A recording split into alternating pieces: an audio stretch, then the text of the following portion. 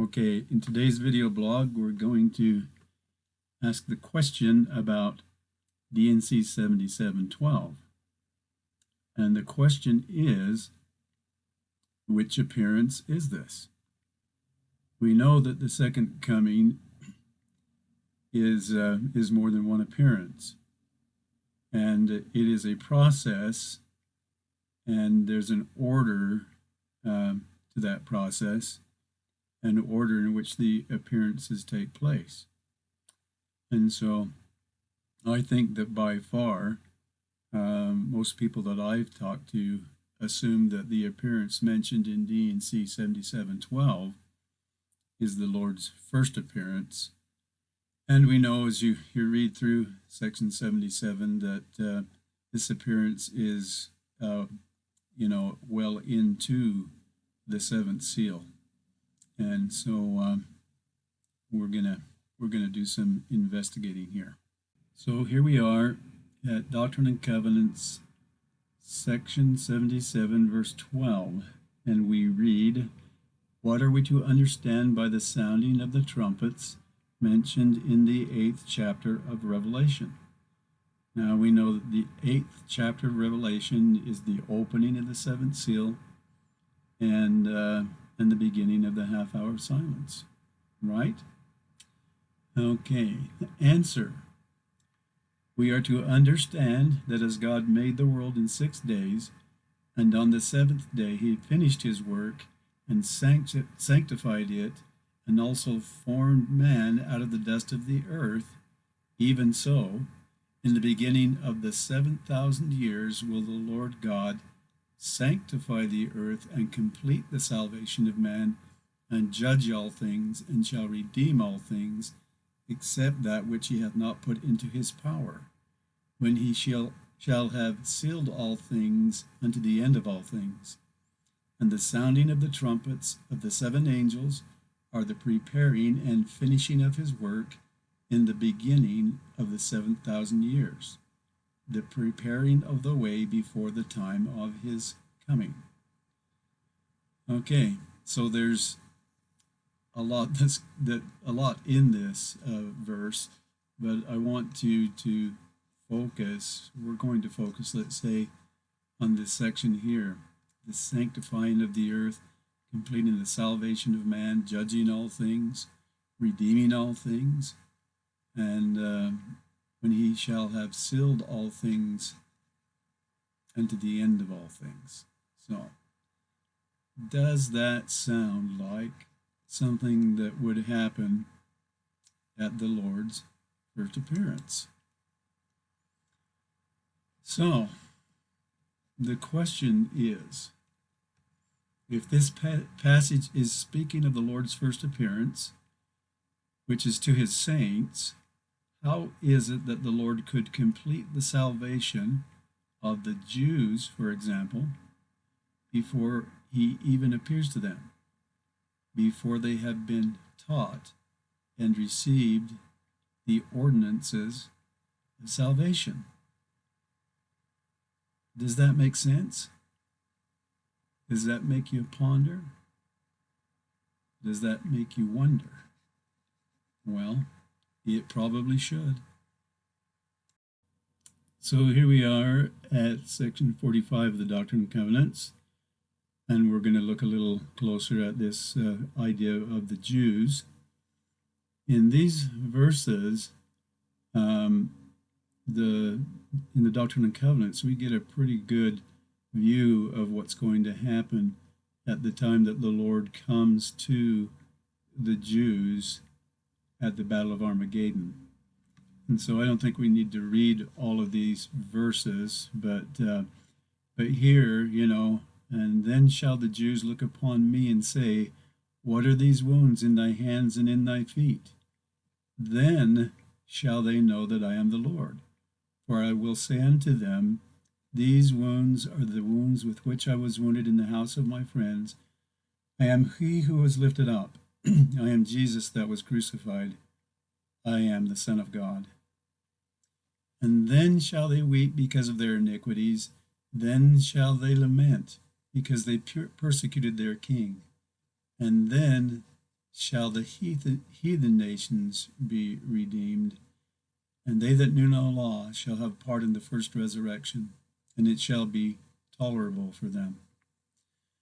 And so at this great event, the Battle of Armageddon, the Jews come to know that Jesus Christ is the Lord, that he is their Messiah, but the Jews aren't the only ones. The heathen nations come to know this as well.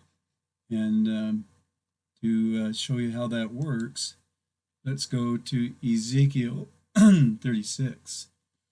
And we'll just read this. And thou shalt come up against my people of Israel as a cloud to cover the land, and it shall be in the latter days, and I will bring thee against my land, thee meaning Gog and his army, that the heathen nations, that the heathen may know me, when I shall be sanctified in thee, O Gog, before their eyes. Thus will I magnify myself and sanctify myself, and I will be known in the eyes of many nations, and they shall know that I am the Lord. And so we learn here that when these events here unfold, the heathen nations are going to be very aware of what's going on as well. And it's going to make a profound impression upon them. And in the 90th section of the Doctrine and Covenants, we have a little more about their response. That through your administration they may receive the word, and through their administration the word may go forth unto the ends of the earth, unto the Gentiles first, and then behold, and lo, they shall turn unto the Jews. So at the time that the gospel goes to the Jews, okay? And then cometh the day when the arm of the Lord shall be revealed in power. That is, when he comes to the Jews, in the convincing the nations, the heathen nations, the house of Joseph, of their salvation. For it shall come to pass in that day that every man shall hear the fullness of the gospel in his own tongue and in his own language. In addition to what our point here today as to whether or not D&C 7712 is the first appearance of Christ or not, what we learn here is that the gospel is going to continue to be ministered after Christ comes to the Jews, which means after he makes his first appearance. And so we're going to have two appearances, and the gospel will continue to be ministered. And so to make our original point again, well, let's just ask the question here. Okay, so question 2. If the preaching and administration of the ordinances of salvation to the Jews and the heathen nations will only be accomplished after the Lord appears to the Jews at the Battle of Armageddon, how does it make sense that the Lord will sanctify the earth and complete the salvation of man any sooner than his third appearance? I don't think it does make sense. Okay, let's move on to another question. Question 3. If D&C 7712 is the description of the Lord's third appearance, and that's what I'm proposing to you, when did his first and second appearances unfold? Was his first appearance as the bridegroom at the opening of the seventh seal? Good question, huh? And question 4.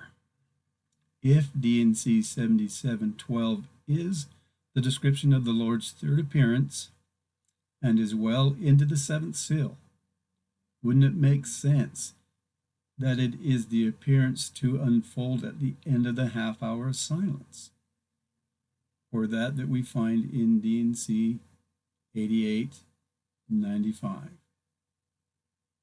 So that's what I have for you today.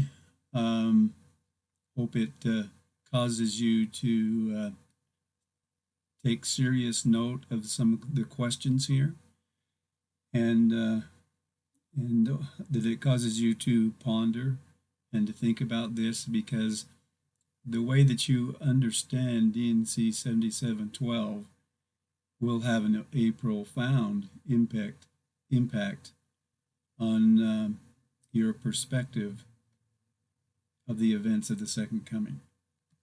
Thanks for listening.